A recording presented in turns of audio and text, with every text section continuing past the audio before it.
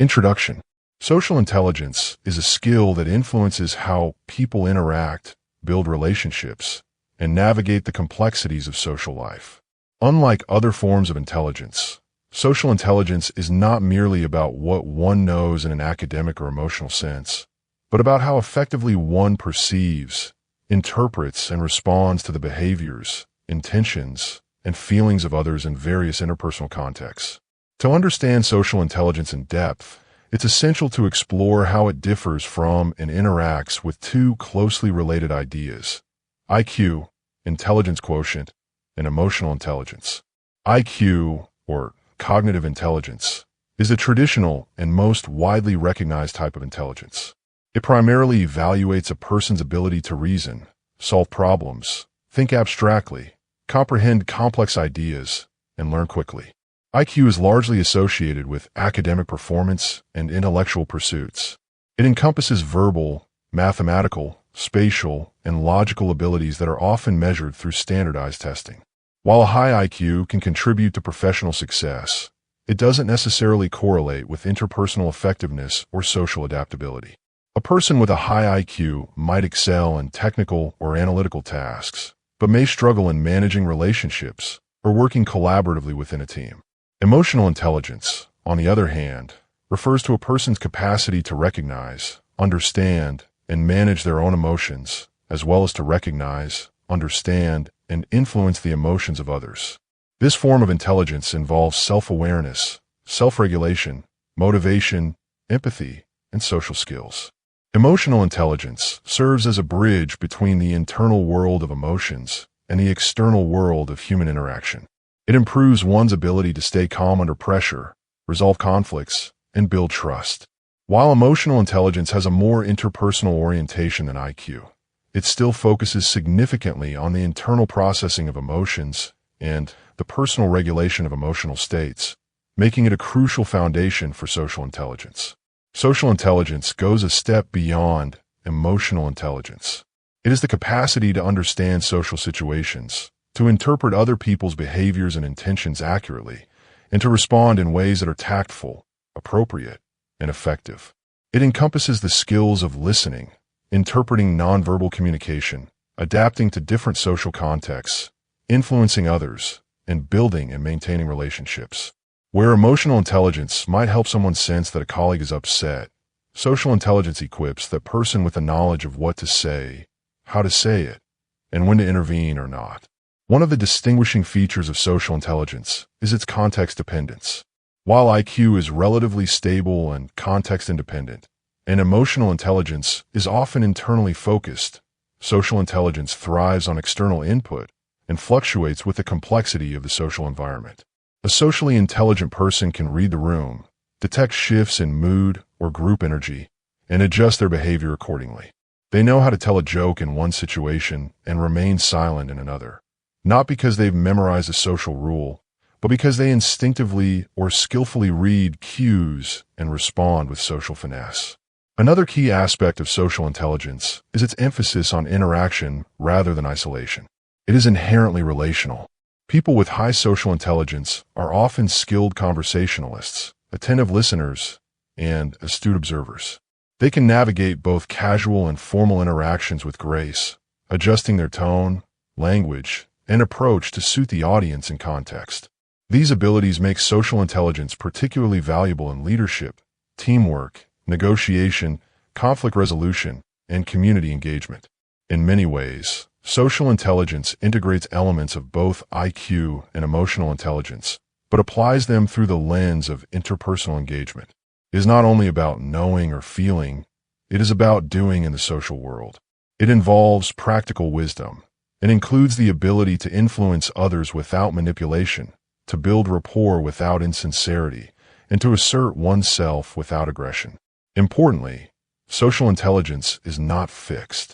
Unlike IQ, which is considered relatively stable over time, social intelligence can be developed and refined through experience, reflection, and practice. By engaging in diverse social situations, seeking feedback, observing skilled communicators, and cultivating empathy, a person can improve their social intelligence skills and improve their effectiveness in personal and professional relationships.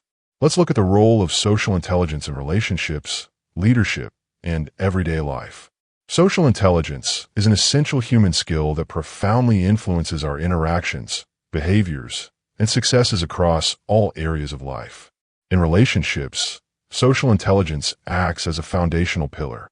At its core, it enables individuals to tune into the emotional landscapes of others, understanding subtle signals like tone of voice, facial expressions, and body language. These signals often convey more meaning than words alone, and those who possess strong social intelligence are adept at interpreting them accurately. This creates a sense of being understood and validated, which is crucial for intimacy and trust in personal connections. Socially intelligent individuals also possess a heightened sensitivity to timing, knowing when to speak, when to listen, and when silence is the most supportive gesture. They handle conflict with tact, often defusing tension before it escalates, and their ability to see situations from multiple perspectives fosters compromise and empathy rather than division. Friendships, romantic relationships, and family dynamics are all enriched by these skills, resulting in stronger, more resilient bonds. In leadership, social intelligence is often the differentiator between someone who merely occupies a position of power and someone who inspires, motivates, and mobilizes others. Effective leaders understand that guiding a group of people requires more than technical expertise or strategic insight. It requires a keen awareness of the emotional and interpersonal currents within the team. Socially intelligent leaders know how to build rapport, earn trust, and communicate vision in a way that resonates with diverse personalities. They are skilled in reading the room, recognizing when morale is low, when conflict is brewing beneath the surface, or when a team member feels undervalued or misunderstood. These leaders adapt their communication style to fit the needs of their audience, whether that means being assertive, supportive, candid, or compassionate. They also tend to cultivate inclusive environments where people feel safe expressing themselves. This not only improves morale, but also boosts collaboration and creativity, as individuals are more likely to share innovative ideas when they feel respected and heard.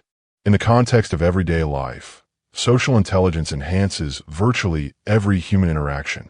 Whether navigating a conversation at a dinner party, collaborating with coworkers, or handling a customer service situation, the ability to read people and respond appropriately determines the quality and outcome of those exchanges.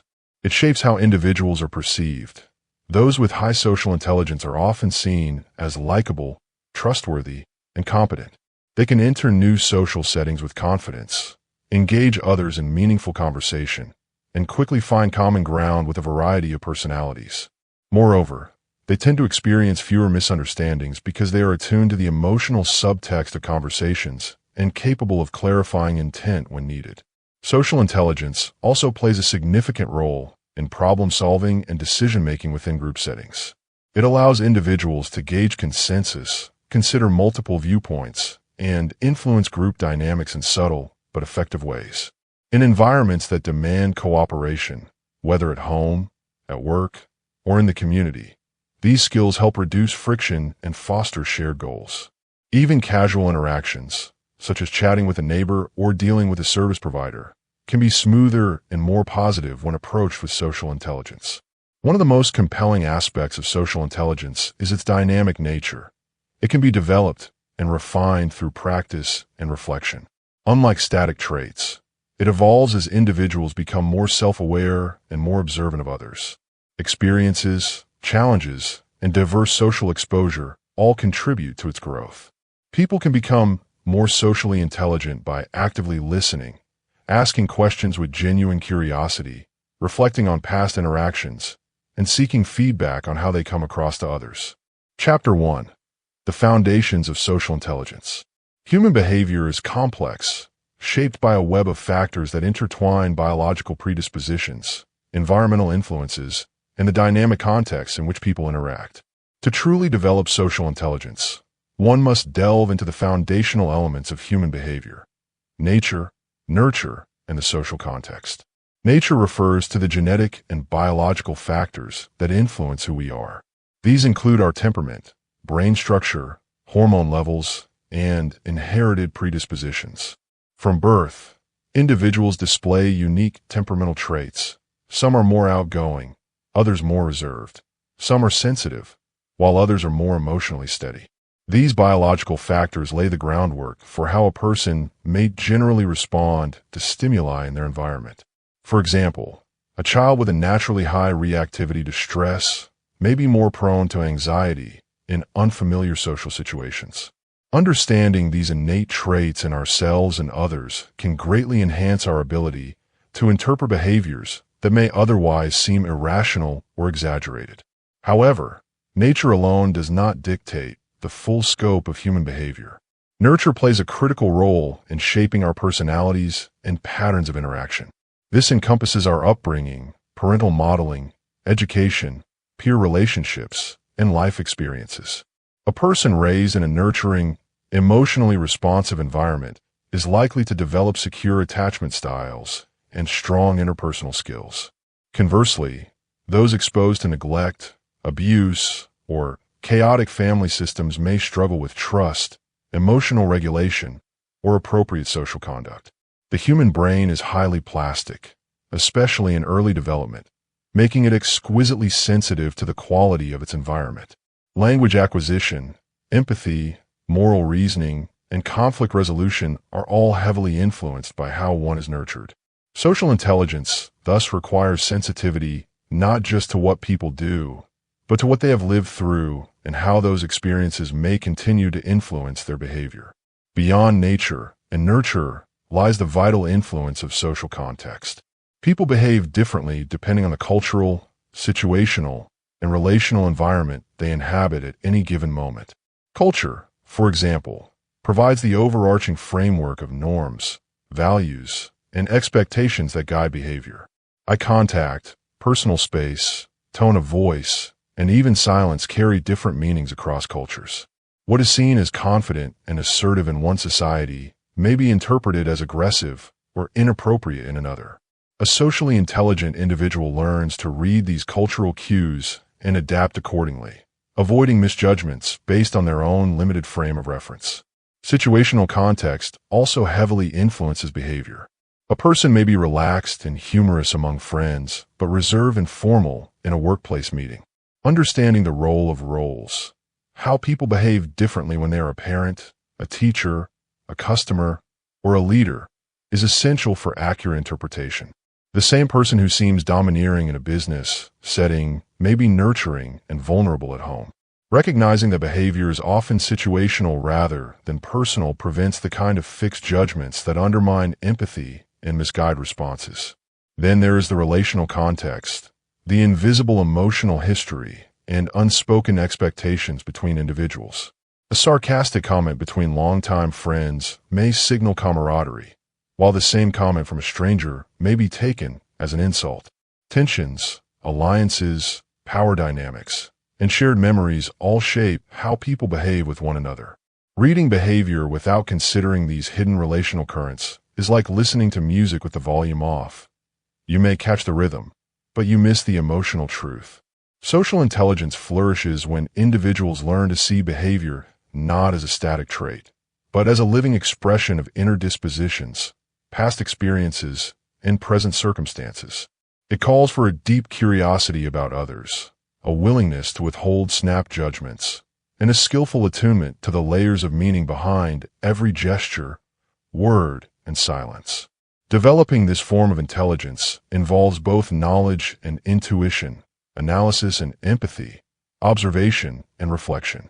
By integrating an understanding of nature, nurture, and a social context, one can more accurately decode the often messy reality of human interaction. Whether navigating friendships, professional relationships, family dynamics, or multicultural environments, this holistic awareness equips us to respond not just intelligently, but humanely.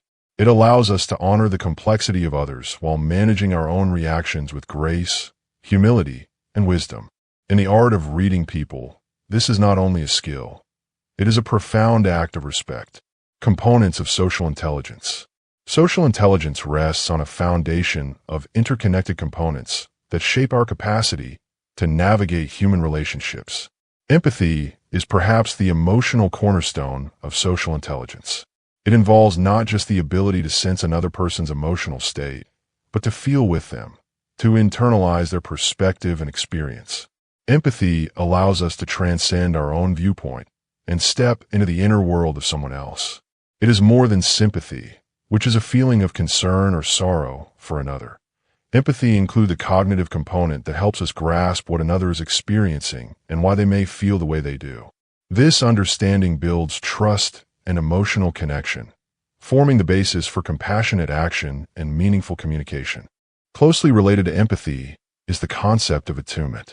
While empathy is the capacity to feel with others, attunement is the skill of tuning into subtle cues, emotional, physical, and behavioral, that communicate a person's state of mind. Attunement involves active listening, sustained attention, and a sensitivity to changes in tone, body language, and facial expressions. It requires being fully present in the moment and responsive without intrusion. A person who is attuned can often recognize what is not being said, identifying unspoken needs or concerns, and responding in a way that signals care and understanding. This ability to pick up on the fine-grained emotional signals of others strengthens social bonds and fosters a sense of safety and mutual respect. Social awareness expands the field of perception from individual cues to the broader social context. It is the ability to comprehend social dynamics, power structures, cultural norms, and group emotions. Social awareness enables individuals to read the room, to understand how relationships function within different environments, and to adapt their behavior appropriately. This can include recognizing when someone feels excluded, understanding the unspoken expectations of a group, or discerning how different people influence one another. Socially aware individuals are perceptive about interpersonal dynamics and attuned to the larger emotional climate, which allows them to behave with tact, timing, and appropriateness in a wide variety of situations. Relationship management brings these capacities into a practical application. It is the ability to use insights derived from empathy, attunement, and social awareness to build, maintain, and strengthen relationships. This includes communicating clearly and respectfully, managing conflict constructively, inspiring and motivating others, and nurturing cooperation. Good relationship managers are adept at providing feedback without alienating others, facilitating collaboration, and resolving misunderstandings before they escalate.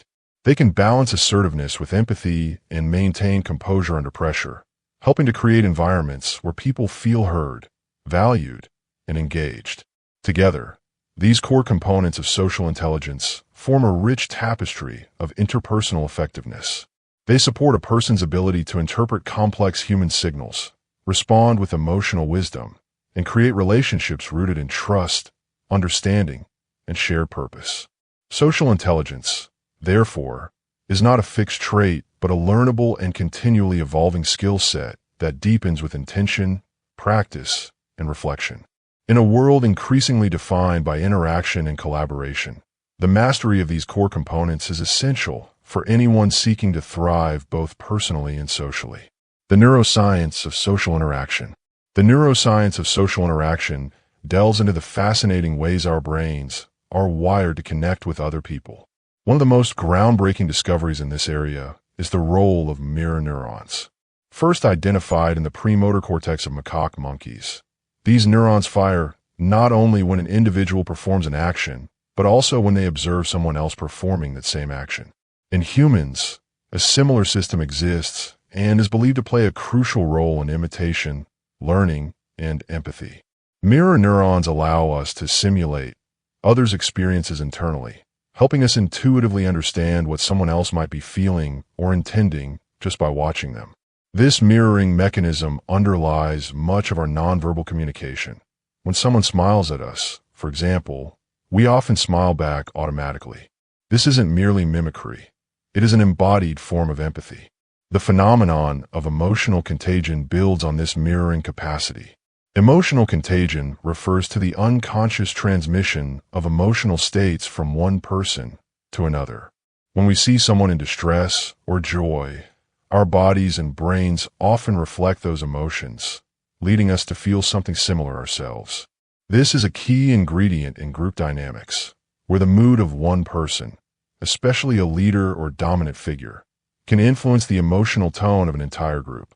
Neuroscientific research suggests that regions such as the anterior insula and the anterior cingulate cortex are involved in this process, helping us detect and internally recreate the emotions we observe in others. Closely related to these mechanisms is the brain's theory of mind network, which enables us to attribute mental states to others, recognizing that they have thoughts, feelings, and intentions that may differ from our own. Key brain areas involved in this include the medial prefrontal cortex, the temporoparietal junction, and the superior temporal sulcus. This capacity is essential for more complex social interactions, such as understanding sarcasm, navigating social hierarchies, or predicting someone's behavior in a given context. Without theory of mind, our social world would remain largely opaque, and misunderstandings would be far more frequent. Oxytocin, often dubbed the love hormone, also plays a significant role in social bonding and trust. Released during physical touch, moments of empathy, and even eye contact, oxytocin enhances the salience of social cues and promotes affiliated behaviors. It helps to reinforce connections and can even modulate activity in the amygdala, the brain's threat detection center, thereby reducing fear and increasing feelings of safety in social contexts. The amygdala itself, while often associated with fear and threat processing, is deeply involved in social evaluation. It helps us assess the emotional significance of facial expressions, tone of voice, and body language. In particular, it is finely tuned to detect cues of danger or deceit in others. However, it also plays a role in processing positive emotions, contributing to the overall appraisal of social stimuli. These neural systems do not operate in isolation. Social interaction is a dynamic, reciprocal process. Our brains are constantly monitoring others for cues and adjusting our responses in real time. This capacity, often referred to as social attunement, enables smooth conversations, coordinated teamwork, and deep emotional connections. Functional MRI studies show that during meaningful social exchanges, there is often a synchronization of neural activity between people, what some researchers call neural resonance. This alignment fosters a sense of being seen, heard, and understood, reinforcing bonds and facilitating cooperative behavior. Cultural and individual differences can influence how these systems function. For example, someone raised in a highly collectivist culture may show greater sensitivity to group emotions and a heightened emotional contagion response, while someone from an individualist culture may be more attuned to individual agency and internal mental states. Similarly, individuals on the autism spectrum often have atypical functioning in some of these neural networks, which can affect their ability to intuitively read social cues, though they may develop compensatory cognitive strategies for social understanding. The brain's plasticity also means that social intelligence can be cultivated. Mindfulness, active listening, and empathy training have all been shown to affect the brain regions associated with social cognition. This suggests that, while some people may have a natural proclivity for social interaction, these abilities can be nurtured and refined over time. The neuroscience of social interaction reveals that our brains are inherently social. We are wired to connect, to empathize, and to understand others, not through conscious effort alone, but through a complex interplay of neural processes that support our social lives from infancy through old age. Understanding these mechanisms not only deepens our grasp of what it means to be human, but also empowers us to engage more skillfully and compassionately with the people around us. Chapter 2. Reading people accurately. Decoding body language, tone, and microexpressions is an essential part of developing social intelligence. The capacity to understand and respond to people in nuanced, emotionally intelligent ways. While words carry meaning, much of human communication is nonverbal. In fact, studies have long suggested that the majority of emotional information is conveyed through tone, posture, facial expression, and other subtle cues. Mastering these elements requires not only acute observation, but also an empathetic and adaptive mindset. Body language serves as a foundational layer of interpersonal communication. It is often subconscious, which makes it especially honest. A person's posture can tell you volumes about their mood or attitude. When someone stands or sits upright with open gestures and uncrossed arms, it typically signals confidence, engagement, and receptiveness. Conversely, slouched shoulders, crossed arms, or turned-away feet may indicate discomfort, defensiveness, or disinterest. The key to interpreting body language accurately lies in understanding the context. A person crossing their arms in a cold room, for example, is not necessarily being closed off. They might simply be trying to stay warm. Patterns over time, rather than isolated gestures, give the clearest insight. Eye contact is another powerful indicator. Sustained, comfortable eye contact often reflects confidence, honesty, and attentiveness. Avoiding eye contact can indicate nervousness, insecurity, or even deceit, but can also reflect cultural norms or personal temperament. In some cultures, for instance, direct eye contact with authority figures is considered disrespectful. On the other hand, excessive eye contact can feel intrusive or aggressive. Noticing the rhythm of someone's gaze, whether they frequently look away, blink rapidly, or hold eye contact too long, can give clues about their emotional state and intentions. The tone of voice adds emotional coloration to spoken words. It includes pitch, volume, speed, and cadence. A warm, steady tone generally fosters trust and connection. When someone's voice becomes high-pitched, it often suggests stress or excitement, while a monotone delivery can signal boredom or detachment. People speaking quickly may be anxious or enthusiastic, depending on the situation. Similarly, a pause before speaking can indicate thoughtfulness, hesitation, or discomfort. Listening not just to what is said, but how it is said, allows for a deeper grasp of the speaker's underlying emotions and priorities. Microexpressions are fleeting facial expressions that occur within a fraction of a second, often revealing true emotions a person may be trying to hide. Because they happen so quickly, they're difficult to control or fabricate, making them especially valuable for reading genuine feelings.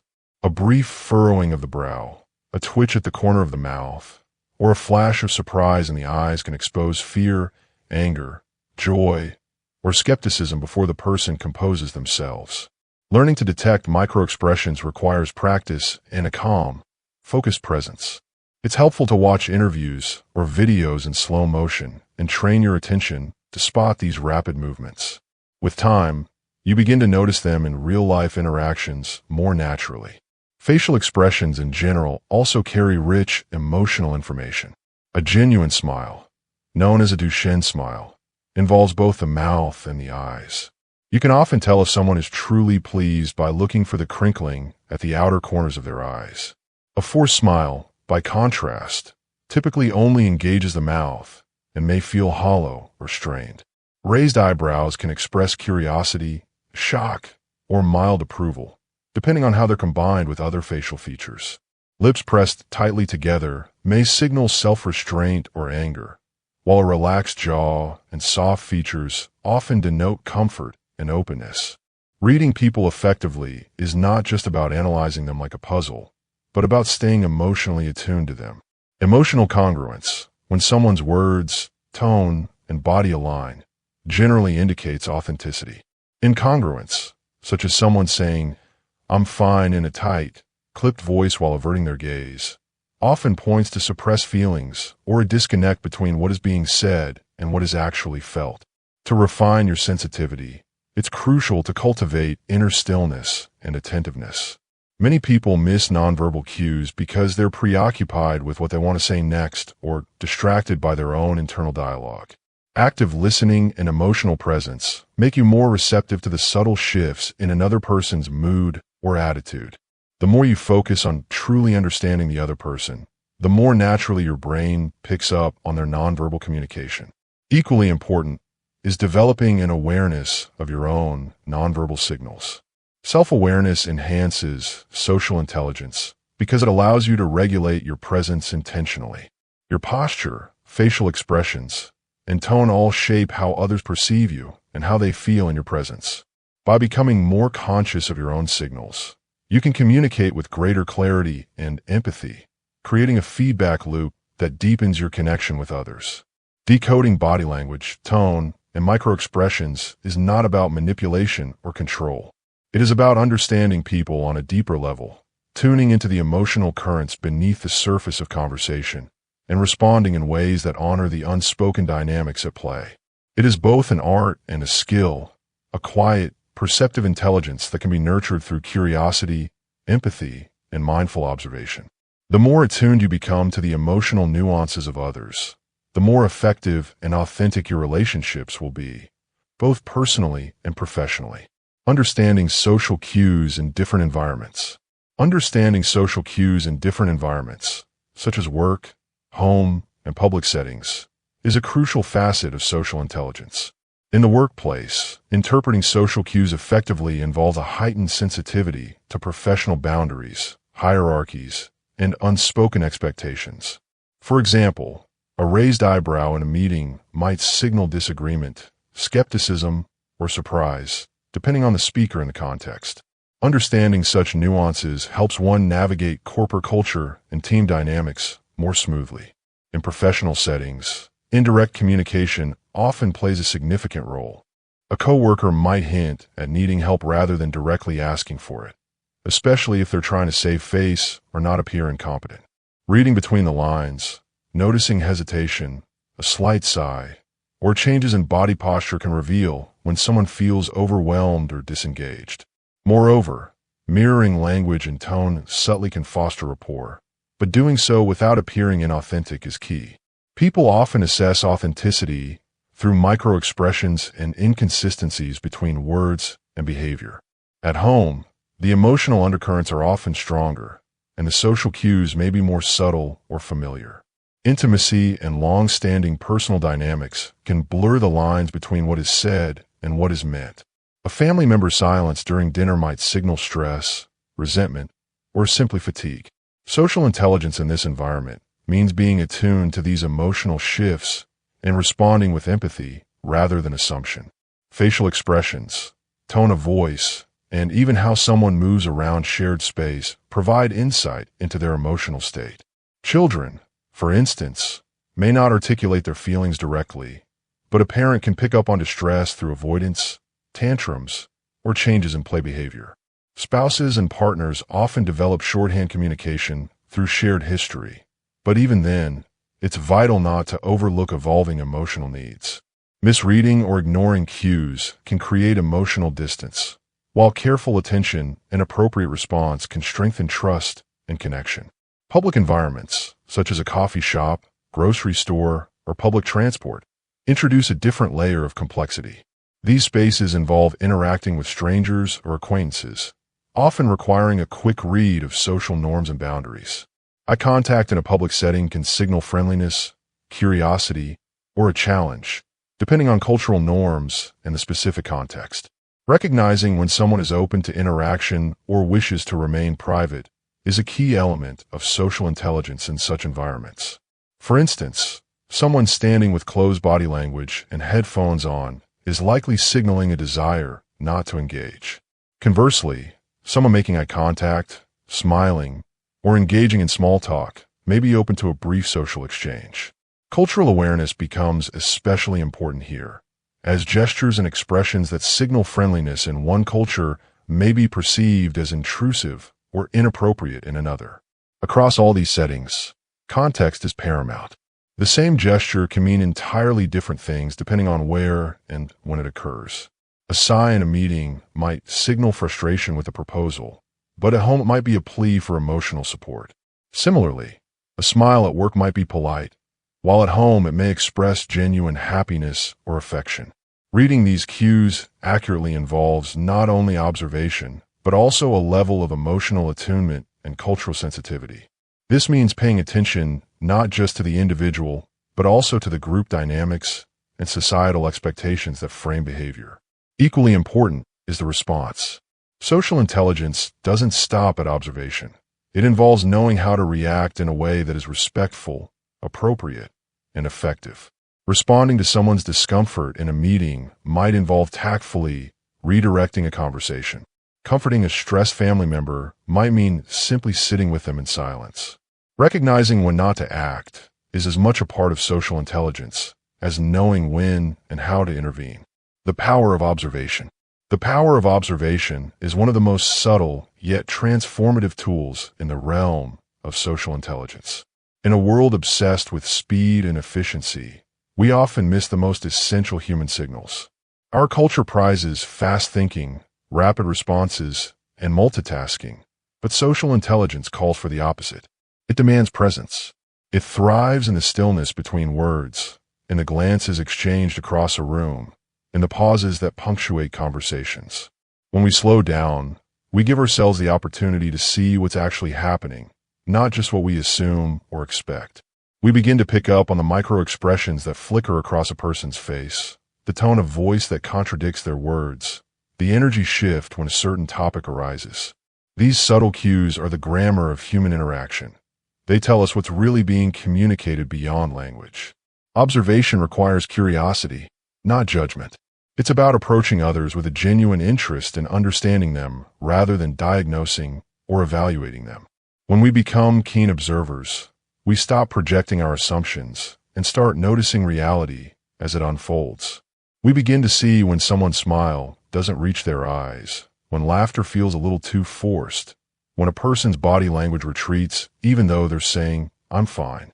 These are signals that something deeper is at play, and recognizing them can be the first step toward meaningful connection and support. This skill also helps us understand group dynamics. Who holds influence? Who is disengaged? Who is trying to mediate tension? In professional environments, this can be the difference between a team that merely functions and one that thrives. In personal relationships, it allows us to be more attuned partners, friends, and family members. Observation lets us anticipate needs, avoid unnecessary conflict, and build trust. People feel seen when they're truly noticed, and that feeling of being seen is a powerful foundation for any human relationship. There's also a self-regulating component to observation. When we're in the practice of noticing others, we become more aware of our own tendencies. When we interrupt, when we react defensively, when we tune out. It gives us a mirror, not just a window. In watching others, we begin to recognize ourselves with more clarity and compassion. This reflective loop deepens our emotional intelligence, making us not only more insightful about others, but more honest with ourselves. Developing the power of observation doesn't require special talent, only intention. It's about choosing to slow down, to notice more, and to listen with more than our ears. Over time, what begins as a conscious effort becomes second nature. Our awareness sharpens. Our instincts become more reliable. And most importantly, our relationships become richer, more nuanced, and more authentic. In the practice of social intelligence, observation is not passive. It is an active, deeply engaged way of being present with others. It is how we move from mere interaction to real understanding. It is how we begin to read people not as puzzles to solve, but as human beings to honor. The power of observation is, in many ways, the heart of human connection. When we learn to truly see, we learn to truly relate. Avoiding projection and bias when interpreting what people say. Avoiding projection and bias when interpreting what people say is a fundamental skill in social intelligence. At the heart of avoiding projection is cultivating self-awareness. When we become more attuned to our own internal states, our fears, desires, assumptions, and emotional triggers, we can better differentiate between what belongs to us and what actually belongs to the other person. This means pausing before reacting or forming judgments, asking ourselves whether the feelings we perceive in others are actually theirs or a reflection of our own inner world. For example, if someone seems distant or cold, it's important not to immediately assume rejection or hostility simply because that is what we might feel in a similar situation. Instead, taking a step back to consider other explanations or to ask clarifying questions can prevent misinterpretations rooted in projection. Bias is often more ingrained and subtle, rooted in cultural, social, or personal experiences that shape how we expect others to behave. These biases can manifest as stereotypes about a person's background, gender, age, or even their role within a group. The challenge lies in recognizing these biases because they often operate beneath conscious awareness. The key to overcoming them involves deliberate reflection and openness to learning. Actively questioning our assumptions, seeking out diverse perspectives, and engaging in empathetic listening help dismantle the automatic judgments that bias creates. When we slow down and approach others with genuine curiosity rather than preconceived conclusions, we open the door to richer, more authentic understanding. Practicing mindfulness in social interactions also plays a crucial role. Mindfulness encourages present moment awareness without judgment, allowing us to observe our own thoughts and feelings as they arise without automatically acting on them. This creates space for more thoughtful responses rather than reactive ones. It helps prevent the mind from leaping to conclusions based on past experiences or stereotypes. For example, noticing the immediate thought that someone's tone is rude and then choosing to check in with them rather than reacting defensively can transform potential conflict into connection. Another important aspect is humility, the recognition that our perspective is limited and that others' experiences and intentions may differ greatly from what we expect.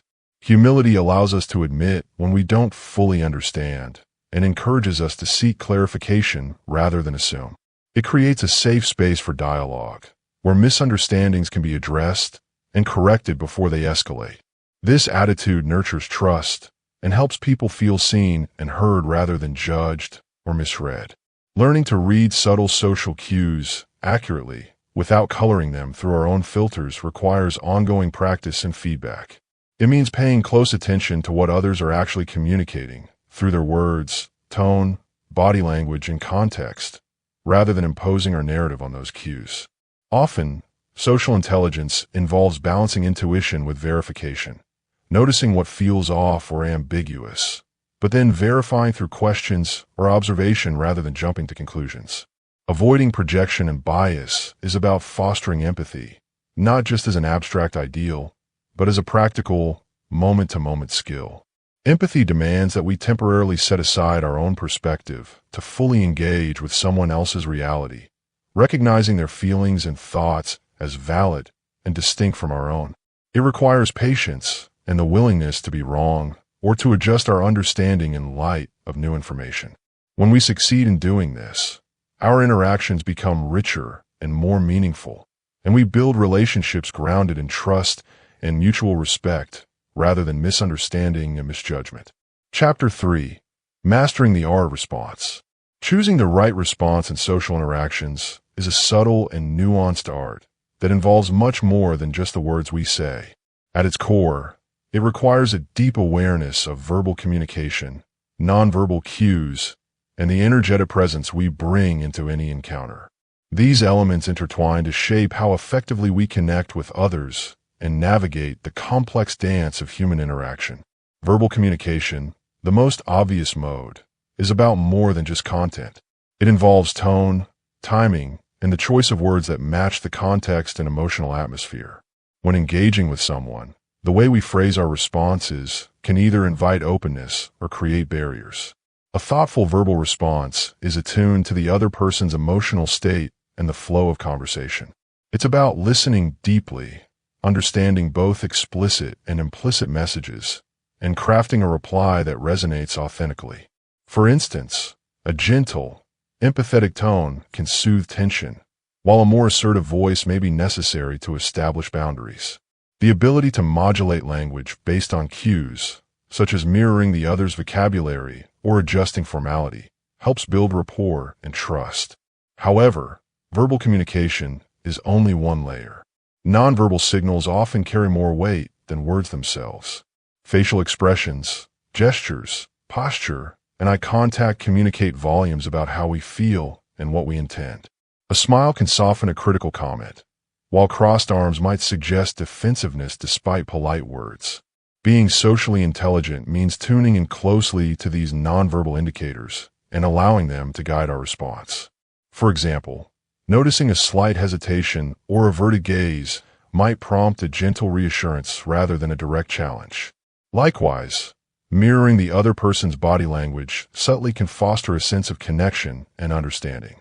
This silent language creates a shared emotional space where trust and empathy can flourish. Beyond verbal and nonverbal cues lies the less tangible but equally important dimension of energetic presence. This refers to the emotional and psychological atmosphere we carry and project during interactions. It's the invisible but palpable vibe that colors how others perceive us and the dynamics of the exchange. Someone who brings calm confidence and openness can diffuse tension and encourage honesty, whereas a tense or distracted presence might create discomfort or misunderstanding. This energetic presence is shaped by our mindset, emotional state, and even physical sensations of the moment. Cultivating awareness of this internal energy allows us to consciously shift our demeanor to better suit the situation. For example, before responding to a heated comment, taking a brief moment to center oneself can help respond with calm rather than reactivity. The art of choosing the right response, therefore, involves an integrated sensitivity across these three domains. It calls for a constant feedback loop, observing verbal and nonverbal signals, feeling the energetic tone, reflecting internally, and then crafting a response that aligns with all these layers. This dynamic process is rarely linear. Rather, it flows organically as a conversation unfolds. Mastery comes from practice and mindfulness, developing the ability to hold space for others while expressing oneself authentically and adaptively. Social intelligence is about recognizing that communication is a holistic exchange, not just an information transfer. It's an empathetic dance where the right response nurtures connection, reduces conflict, and fosters mutual understanding. By sharpening our skills in verbal expression, nonverbal sensitivity, and energetic presence, we become more adept at navigating the rich complexity of human relationships. This depth of responsiveness enriches our interactions, making them more meaningful, impactful, and harmonious. When to speak, listen, or hold back. The art of knowing when to speak, when to listen, or when to hold back is not a mechanical rule, but a subtle dance that requires attunement to the nuances of human interaction. Timing requires awareness of context, emotional, situational, and relational. Speaking too soon can interrupt a thought or emotion still forming in the other person's mind, while speaking too late risks missing a window where one's words could offer comfort, clarity, or impact. This means cultivating patience, not as a passive waiting, but as an active, focused attention that senses when the atmosphere is ripe for contribution. Timing is about sensing the rhythms of conversation, the pauses pregnant with meaning, the subtle shifts in energy that signal openness or resistance. Tone, equally important, is the vehicle carrying the message beyond the mere content of words. A well-timed comment can falter if delivered with a harsh or dismissive tone, while even simple words spoken gently and warmly can open hearts and minds. Tone reveals intention and emotional state. It can soothe, provoke, encourage, or shut down dialogue. Mastering tone requires self-awareness and empathy, tuning into one's own emotional register while mirroring or modulating to meet the other person's emotional needs. Choosing to speak involves more than having something to say. It demands an intuitive appraisal of the other person's readiness to hear. Sometimes, a thoughtful silence or an open, listening presence speaks louder than words. In fact, the decision to hold back can be a powerful act of respect and emotional intelligence, allowing space for others to express themselves fully, avoiding the risk of overshadowing or derailing their flow. Holding back also provides time to process, preventing reactive responses that might escalate tension or misunderstanding. Listening itself is an active, dynamic engagement. It's more than just hearing words. It's about decoding the underlying emotions, intentions, and unspoken messages. Attuned listening requires suspending one's own agenda and truly immersing in the other's experience. It involves catching the subtleties of body language, tone shifts, and pauses, which often reveal more than words alone. When one listens well, it creates a safe container for genuine expression, inviting deeper connection and trust. The interplay of timing and tone also shifts depending on the relationship and social setting. What works in a casual conversation among friends may fall flat or feel intrusive in a professional meeting or delicate family discussion. Social intelligence demands flexibility, an ability to read the room and calibrate one's approach accordingly. This sensitivity enables one to step forward or step back with grace, maintaining harmony and fostering mutual respect. In essence, mastering the art of when to speak, listen, or hold back is about being fully present and responsive rather than reactive or self-centered. It's about honoring the shared space of interaction, recognizing that communication is a co-creative process where timing and tone become the silent language of connection.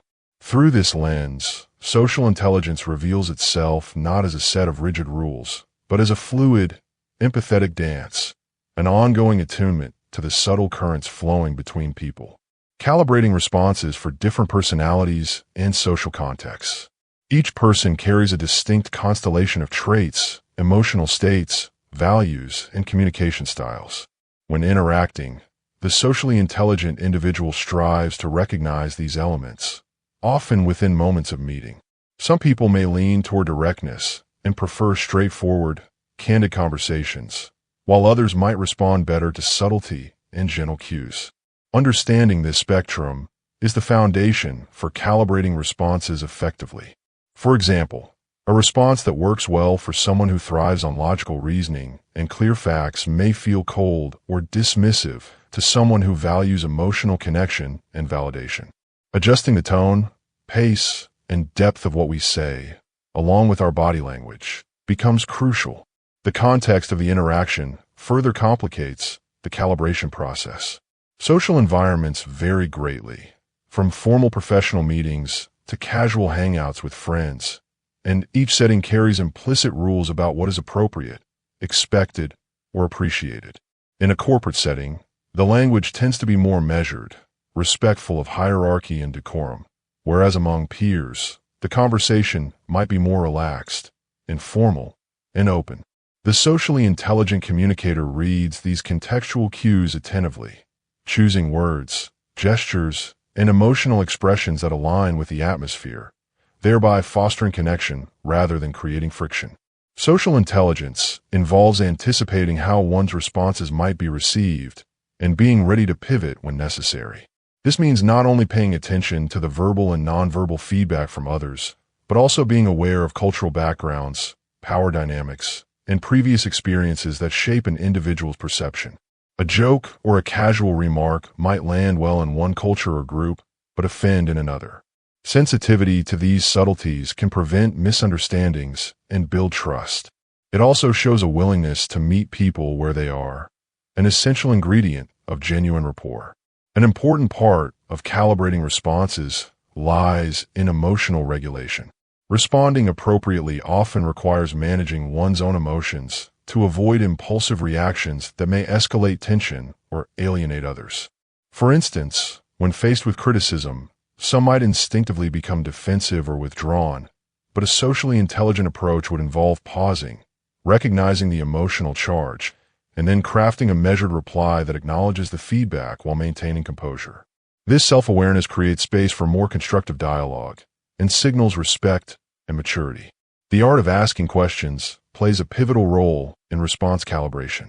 Thoughtful questions not only demonstrate interest, but also encourage others to share more about themselves, revealing key information about their needs, perspectives, and emotional state. This knowledge helps tailor subsequent responses with precision. Listening deeply, beyond the words to the emotions and intentions behind them, is what transforms ordinary exchanges into meaningful conversations. The interplay of personality and social context also means that flexibility is key. What works with one individual or group might not work in another, even if they share similar traits. Life circumstances, moods, and recent experiences can all influence how people interpret and respond to communication. Hence, recalibrating responses in real time becomes an ongoing practice. The socially intelligent person remains observant and curious, willing to adjust approach, tone, and content without rigid attachment to a preconceived script. Techniques for diffusing tension and building rapport. When it comes to social intelligence, the ability to diffuse tension and build rapport is central to forming meaningful and positive connections with others. One of the most effective ways to ease tension in any interaction is through genuine empathy. When you show someone that you understand and appreciate their perspective, even if you don't fully agree, You create a safe space where defensiveness naturally melts away. This doesn't mean you have to solve their problems immediately or offer unsolicited advice. Sometimes simply acknowledging emotions or the difficulty of a situation can have a calming effect. Active listening plays a crucial role in this process. Instead of waiting for your turn to speak, really focus on what the other person is expressing, both verbally and non-verbally. Reflecting back what you've heard, either by paraphrasing or gently summarizing their feelings, signals that you are fully present and invested in the conversation. This reflection builds trust, which is the foundation of rapport. Alongside listening, mirroring subtle body language, speech patterns, or tone can foster a subconscious sense of familiarity and comfort. When people sense that you're on the same wavelength, the walls they may have initially put up start to come down naturally. Another subtle but powerful technique is using humor carefully to lighten the mood. Humor, when appropriate and sensitive to context, can break the ice and reduce the intensity of charged emotions. It can be as simple as a shared laugh about something unrelated or a lighthearted comment that redirects focus away from conflict. However, timing and cultural awareness are vital here. Humor must feel inclusive and non-threatening to avoid backfiring. Being mindful of your own emotional state also affects your ability to de-escalate tension. When you remain calm, composed, and open, it sends a signal to others that the interaction is safe and manageable. This presence can act as an anchor, helping others regulate their own emotions. Pausing before responding, choosing words thoughtfully, and avoiding reactive or defensive language prevents escalation. Even subtle gestures like maintaining an open posture, nodding, or offering a warm smile communicate receptivity and goodwill. Building rapport goes beyond momentary relief of tension. It requires genuine interest in the other person's experiences and values. Asking open-ended questions encourages them to share more about themselves, revealing common ground or shared interests that can deepen the connection. People naturally gravitate toward those who show sincere curiosity and avoid judgment. This kind of engagement fosters mutual respect and often sparks a sense of camaraderie. Recognizing and validating small achievements or positive traits of others can enhance rapport. Compliments or acknowledgments that feel authentic and specific help people feel seen and appreciated. When these positive reinforcements are woven into conversations, they create an uplifting dynamic that encourages openness and cooperation. The art of reading people also means knowing when to give space or change the subject if emotions run too high. Sometimes, simply acknowledging the difficulty of a moment and suggesting a pause or a shift in topic can prevent further strain. This respects the emotional boundaries of others and shows emotional intelligence in managing interpersonal dynamics. The difference between reactive and responsive communication. Reactive communication is characterized by an almost automatic, instinctual, and often emotionally driven reply. It tends to emerge from a place of urgency or pressure, where the communicator reacts impulsively to a perceived stimulus without pausing to fully assess the situation or the feelings involved. In this mode, responses can be abrupt, defensive, or even confrontational because the individual's focus is on immediate self-expression or protection rather than on mutual understanding. Reactive communicators often get swept up in their own emotional responses, anger, frustration, fear, or excitement, and these emotions dictate the tone, content, and delivery of their message. This kind of communication can sometimes escalate conflicts, create misunderstandings, or shut down meaningful dialogue because it prioritizes immediate reaction over thoughtful engagement. In contrast, responsive communication reflects a more deliberate, mindful approach that is rooted in awareness and empathy. When someone communicates responsively, they take a moment, whether consciously or subconsciously, to process the incoming information, consider the emotional context, and weigh their words carefully before responding.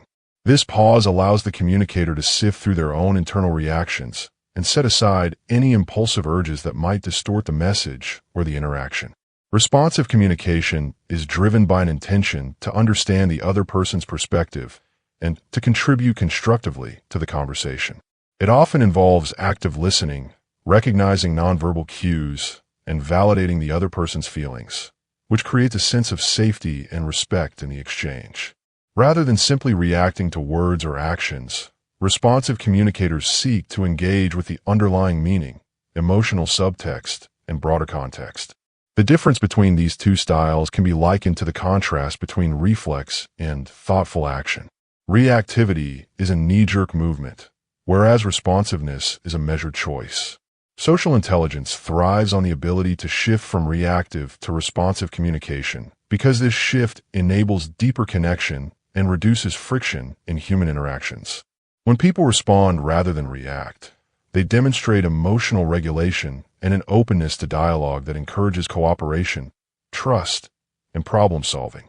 It is important to recognize that reactive communication is a natural human tendency. Our brains are wired to protect us and respond quickly to threats or emotional triggers. However, social intelligence challenges us to build awareness of these impulses and cultivate the capacity to respond with intention instead. Developing this skill often involves tuning into one's own emotional state, becoming more observant of others' feelings, and practicing patience in conversation. Responsive communication embodies a sense of respect and value for the other person's experience. It suggests that the communicator is not solely focused on their own viewpoint, but is interested in a shared reality. This openness often leads to better collaboration and a more harmonious social environment. On the other hand, reactive communication can inadvertently signal disregard for the other person's feelings or perspectives, which may cause defensiveness or withdrawal. In real-life social situations, the ability to be responsive rather than reactive is what often differentiates effective leaders, empathetic friends, and skilled negotiators from those who struggle with interpersonal conflicts. The responsive communicator builds rapport by making others feel heard and understood, while the reactive communicator may unintentionally alienate or escalate tension. Chapter 4. Navigating Complex Social Dynamics. Understanding group behavior, hierarchies, and unwritten rules is a cornerstone of social intelligence. Groups, whether small or large, tend to develop their own unique culture, which is a complex blend of shared values, expectations, and rituals. These cultural norms are rarely spelled out explicitly. Instead, they are learned through observation, participation, and subtle feedback from other group members. People unconsciously mirror each other's behavior, reinforcing what is accepted and quietly sidelining what is not. This makes understanding group behavior less about explicit rules and more about sensing the collective mood and adjusting accordingly. One of the fundamental aspects of group dynamics is the presence of hierarchies. Hierarchies can be formal, such as in a workplace where roles and titles clearly define power and influence, or informal, where social standing emerges from charisma, expertise, or seniority. Recognizing who holds sway in a group and understanding the basis of their influence is essential for navigating social landscapes effectively. Often, influence is not just about authority, but also about subtle cues, who people listen to, whose opinions are respected, and who is frequently deferred to in conversations. By observing these interactions, a socially intelligent person can identify gatekeepers and allies within the group. Equally important are the unwritten rules, which are the invisible codes that dictate acceptable behavior within the group. These rules cover a wide range of social conduct, from how people address each other and manage conflicts to the pace and tone of conversations. Breaking these unwritten rules can lead to social exclusion or tension, even if no formal rule has been violated. For instance, interrupting a senior member during a meeting might be seen as disrespectful, not because it is explicitly forbidden, but because it disrupts the expected flow and shows a lack of regard for established social order. Being attuned to such nuances allows one to avoid social faux pas and build trust. Reading these social signals requires a keen sensitivity to nonverbal communication, including body language, facial expressions, tone of voice, and even pauses in speech. These cues often reveal more than words alone, indicating underlying feelings, power dynamics, or social undercurrents. For example, a subtle glance exchanged between two members may hint at an alliance or a shared perspective, while crossed arms might signal defensiveness or disagreement. A socially intelligent individual learns to interpret these signs and tailor their responses to fit the moment, whether that means offering support, stepping back, or asserting oneself diplomatically. Responding effectively within group settings also involves emotional regulation and empathy. Understanding group behavior isn't just about intellectual observation, but also about connecting emotionally with others to foster rapport. Empathy helps in recognizing the fears, motivations, and desires that drive people's actions. This deeper insight enables more nuanced responses that validate others' feelings and encourage cooperation. Moreover, by managing one's own emotions, remaining calm in tense situations, for example, a person can influence the group atmosphere positively and maintain credibility. The ability to navigate hierarchies and unwritten rules also means being adaptable. Social contexts are fluid, and what works in one group or situation may not be appropriate in another. Social intelligence entails reading the changing currents of group dynamics and adjusting behavior accordingly. This might mean adopting a more deferential stance in some settings, while taking a leadership role in others. Flexibility allows one to build stronger connections across diverse social environments. Managing conflict with emotional intelligence and grace. Managing conflict with emotional intelligence and grace is a vital skill within the broader realm of social intelligence. Emotional intelligence acts as a guiding compass, helping individuals stay attuned to their own feelings as well as those of others involved, allowing for a more thoughtful and empathetic approach. At the heart of emotional intelligence lies self-awareness, the ability to recognize and understand one's own emotions in the midst of a dispute. When emotions run high, pausing to identify what you're truly feeling, whether frustration, hurt, or anxiety, prevents impulsive reactions that can escalate tensions. This moment of reflection enables a person to choose responses rooted in calmness and clarity rather than in reactivity or blame. Alongside self-awareness, emotional regulation plays a crucial role. It empowers you to maintain composure and avoid being swept away by anger or defensiveness, which can cloud judgment and hinder constructive dialogue. Equally important is empathy, the capacity to genuinely tune into the emotional experience of the other party. This involves more than simply hearing their words. It requires interpreting underlying feelings and acknowledging their perspective with sincerity. By demonstrating that you understand their viewpoint, even if you disagree, you create a sense of safety and respect that can soften hostility and open pathways to resolution. This emotional attunement encourages both sides to lower their guard and engage more honestly. Reading subtle social cues is another cornerstone of managing conflict with grace. People communicate not only through words but through tone, facial expressions, body language, and pauses. A socially intelligent individual pays close attention to these signals, which often reveal unspoken concerns or needs. For instance, a slight hesitation or a shift in posture might indicate discomfort or reluctance that, if addressed sensitively, can prevent misunderstandings from festering. Responding to these cues with kindness and attentiveness conveys respect and fosters connection. When it comes to responding, emotional intelligence guides the choice of language and tone. Speaking calmly, with measured words, helps de-escalate tension and models respectful communication. Using I statements rather than accusatory you statements can reduce defensiveness and invite collaboration.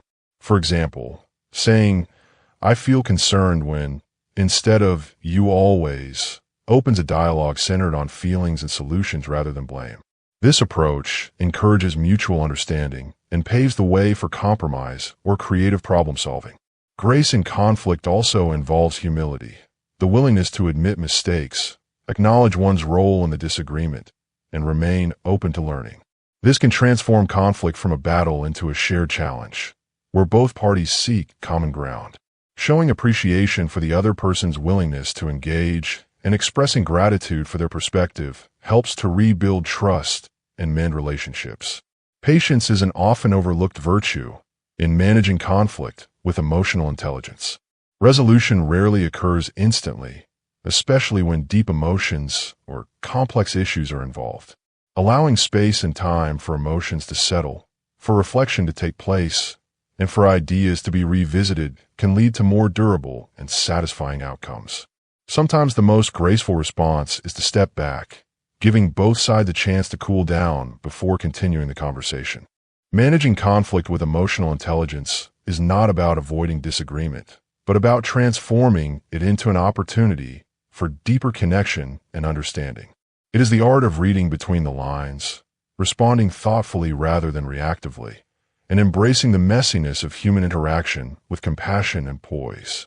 When handled with emotional intelligence and grace, conflict becomes less a source of division and more a doorway to growth in relationships and self-awareness. Building trust and influence without being dominating. Trust forms the foundation of any meaningful influence.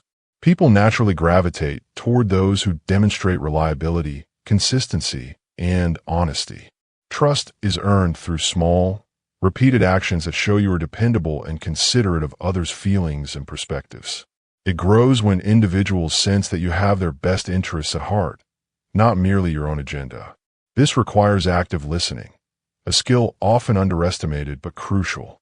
When you truly listen, without interrupting or immediately imposing your views, you validate the other person's experience and create a safe space for open dialogue. This openness fosters trust because it signals that you value the person beyond superficial interaction. Influence without domination also depends heavily on emotional attunement. Being socially intelligent means reading subtle cues, the tone of voice, facial expressions, body language, that reveal underlying emotions and thoughts. When you can accurately perceive and respond to these signals, you demonstrate empathy, which deepens trust and encourages cooperation. It's important to respond in ways that acknowledge and respect those feelings rather than dismiss or override them. For example, if someone appears hesitant or uneasy, pushing too hard will likely backfire. Instead, gently exploring their concerns or offering reassurance shows sensitivity to their emotional state. Another vital aspect is maintaining authenticity. People are adept at sensing insincerity, and attempts to manipulate through false friendliness or flattery can quickly erode trust. Authenticity means being honest about your intentions and vulnerabilities while remaining respectful and constructive. When you lead with genuine intentions, others are more inclined to follow voluntarily, as opposed to feeling coerced or obligated. The manner in which requests or suggestions are framed also influences whether trust is maintained or undermined. Offering options, inviting input, and encouraging collaboration rather than issuing ultimatums helps sustain a sense of agency and respect. Influence that feels like a partnership fosters a cooperative spirit, making others more open to considering your viewpoint. It's about inspiring willingness, not demanding compliance. Patience plays a crucial role too. Building trust and influence is rarely instantaneous. It evolves over time through consistent, positive interactions. Pushing for quick results often leads to superficial compliance, but damages long-term relationships. Instead, investing time in understanding the other person's worldview, values, and needs creates a solid foundation for mutual respect and influence that endures. Recognizing and validating the strengths and contributions of others reinforces trust. People are more motivated to engage when they feel seen and appreciated. Acknowledging their ideas, efforts, and successes encourages a positive cycle where influence flows naturally and collaboratively. It is also important to navigate conflicts with care. Rather than asserting dominance to win, a socially intelligent approach seeks to understand differing perspectives and find common ground. Addressing disagreements with openness and respect preserves trust and can even strengthen relationships by demonstrating your commitment to fairness and cooperation. Building trust and influence without domination requires a delicate balance of confidence and humility. Confidently expressing your own thoughts and needs is essential, but it must be balanced by humility, recognizing that your perspective is one among many and being willing to adapt based on new insights. This balance nurtures an environment where influence is a shared, dynamic process rather than a one-sided exertion of power. Chapter 5. Growing your social intelligence for life. Cultivating curiosity, empathy, and cultural sensitivity lies at the heart of developing social intelligence. Curiosity serves as the engine that drives us beyond surface impressions, compelling us to delve deeper into the thoughts, feelings, and experiences of others. It is a hunger for understanding that propels meaningful connections and opens doors to new perspectives. When we approach social interactions with genuine inquisitiveness, we signal to others that their stories and viewpoints matter, fostering an environment where dialogue can flourish. This kind of curiosity is not idle or superficial. It requires active listening, attentiveness, and a willingness to challenge our assumptions. Empathy builds upon this foundation of curiosity by inviting us to emotionally resonate with others. It is the capacity to put ourselves in someone else's shoes, to feel their joys, struggles, fears, and hopes with authenticity. True empathy transcends pity or mere sympathy. It cultivates a heartfelt connection that acknowledges the full complexity of another person's experience. When empathy guides our interactions, our responses are infused with warmth and understanding rather than judgment or indifference. This emotional attunement fosters trust and vulnerability, essential ingredients for meaningful relationships. Empathy is also a skill that deepens through practice. Through consciously slowing down to recognize subtle emotional cues, through reflecting on what another's perspective might feel like internally, and through expressing compassionate responses that honor that experience. Cultural sensitivity further enriches social intelligence by expanding our awareness and respect for the diverse backgrounds, traditions, and worldviews that shape individuals' identities. It acknowledges that every person's behavior, communication style, and values are influenced by their unique cultural context.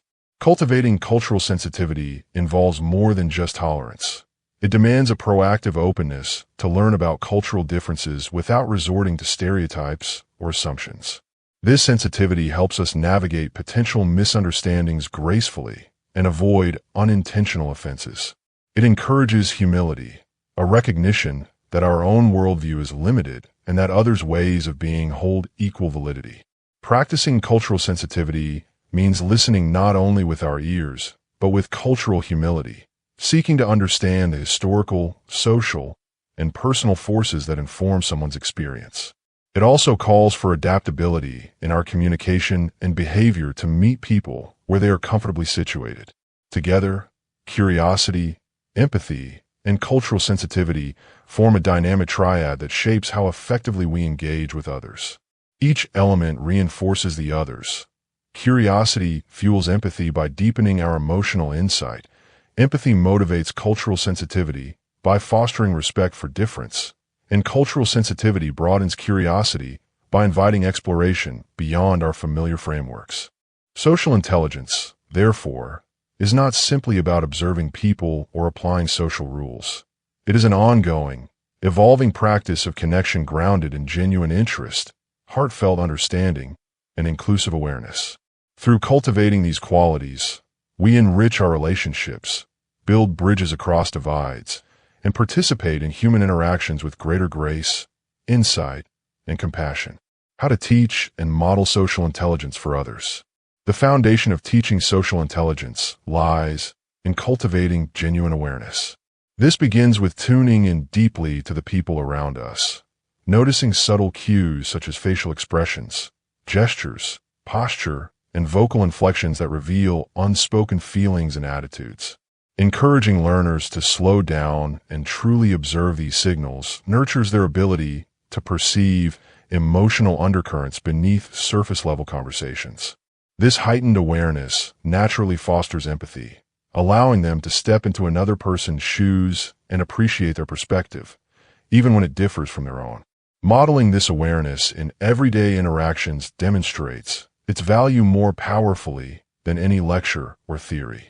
When you respond to others with patience, openness, and kindness, acknowledging their emotions and validating their experience, you provide a living example for others to emulate. This means practicing active listening, where one's attention is fully focused on the speaker without interrupting or mentally preparing a response. Reflecting back what is heard, asking clarifying questions, and showing understanding encourages others to deepen their own social sensitivity. Another vital aspect is teaching flexibility in social responses. Social intelligence is not about rigid rules, but about adapting communication to fit different people and contexts. Encouraging learners to experiment with tone, language, and body language, depending on the situation, helps them become more versatile and effective in connecting with diverse personalities. Through role-playing exercises or real-life practice, they can explore how small shifts, like softening a voice, maintaining appropriate eye contact, or adjusting physical distance, can transform the quality of interaction. Emotional regulation plays a significant role as well. Teaching others how to recognize their own emotional states and manage reactions under stress or conflict enables smoother social exchanges.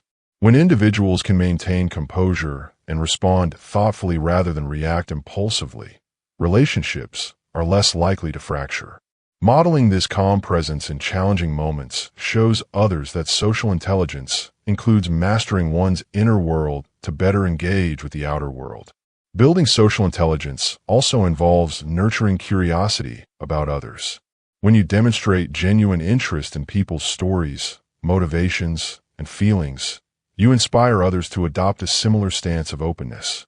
Encouraging questions that invite deeper sharing and acknowledging the uniqueness of each person fosters a culture of respect and understanding. Sharing your own vulnerabilities appropriately can further deepen trust and connection, showing that social intelligence is rooted in authenticity. A critical part of teaching social intelligence is highlighting the importance of ethical communication. This means guiding others to be honest yet compassionate, clear yet tactful. Helping learners understand the impact of their words and actions on others fosters responsibility and integrity in social interactions. By modeling accountability, admitting mistakes, and apologizing sincerely, you reinforce that social intelligence includes humility and a willingness to grow. The process of teaching and modeling social intelligence is ongoing and immersive. It thrives in environments where people feel safe to experiment, make mistakes, and receive supportive feedback. Creating such a space, whether in classrooms, families, workplaces, or friendships, encourages continuous learning. Over time, learners develop a nuanced understanding that social intelligence is less about getting it right every time and more about the commitment to attune, respond, and connect with humanity in its full complexity. Conclusion: becoming a person who others naturally feel safe, seen, and understood by is a profound journey rooted deeply in social intelligence, the subtle art of reading and responding to people. At its heart, this journey involves cultivating an empathetic presence that transcends mere words. When someone walks into a room and senses your genuine attention and acceptance, a quiet invitation to be authentic arises, creating a space where vulnerability feels less risky and connection flourishes. To truly embody this, the first step is learning to listen, not just with ears, but with the whole self. Listening with full presence means tuning into more than the surface message. It means observing tone, body language, and the emotional undercurrents that words alone can never fully capture. When you attune yourself to these layers, you start to grasp the unspoken narratives others carry, showing them that their inner experience is valued and acknowledged. But beyond listening, there's an essential art to mirroring and validating feelings without judgment. This doesn't mean parroting back what someone says, but rather reflecting the essence of their emotions and thoughts in a way that affirms their reality. When people feel their experiences are met with acceptance rather than dismissal or correction, a profound sense of safety emerges. They no longer need to defend or mask parts of themselves, because they know they can be seen as they are. Cultivating this kind of presence also involves managing your own internal landscape. Emotional self-awareness allows you to hold space for others without becoming overwhelmed or reactive. When your own feelings are clear and regulated, you create a stable anchor that others can rely on, even amidst their turmoil. This steadiness signals to others that you are trustworthy and grounded, reinforcing their sense of safety. The subtleties of nonverbal communication play an equally vital role. Open body language, warm eye contact, and gentle nods communicate openness and encouragement without uttering a single word. Small gestures like these can dissolve walls, signaling to others that they are not alone. People can often feel more deeply understood by the tone and energy you project than by what you explicitly say. Another layer of social intelligence in this context is cultivating curiosity without intrusion. Genuine curiosity, expressed through thoughtful questions and attentive follow-ups, demonstrates that you value the other person's unique perspective and inner world. This kind of curiosity is different from nosiness. It is rooted in respect and a sincere desire to understand, which in turn fosters deeper trust. It's also important to recognize and respond appropriately to boundaries, both your own and others. Respecting boundaries conveys respect for autonomy and builds mutual trust. This skill of sensing when to lean in and when to step back is a delicate dance that requires ongoing awareness and sensitivity. As you grow in these areas, the relationships you nurture become more authentic and reciprocal. People begin to gravitate toward you not just for advice or conversation, but because in your presence, they feel profoundly human. They sense a rare acceptance that allows them to lower their guard and share their true selves. Becoming that person others feel safe, seen, and understood by is not about perfection or always knowing the right thing to say. Rather, it's about embodying an unwavering respect and openness to the humanity in others. It's a continuous practice of presence, empathy, and responsiveness, woven with humility and compassion.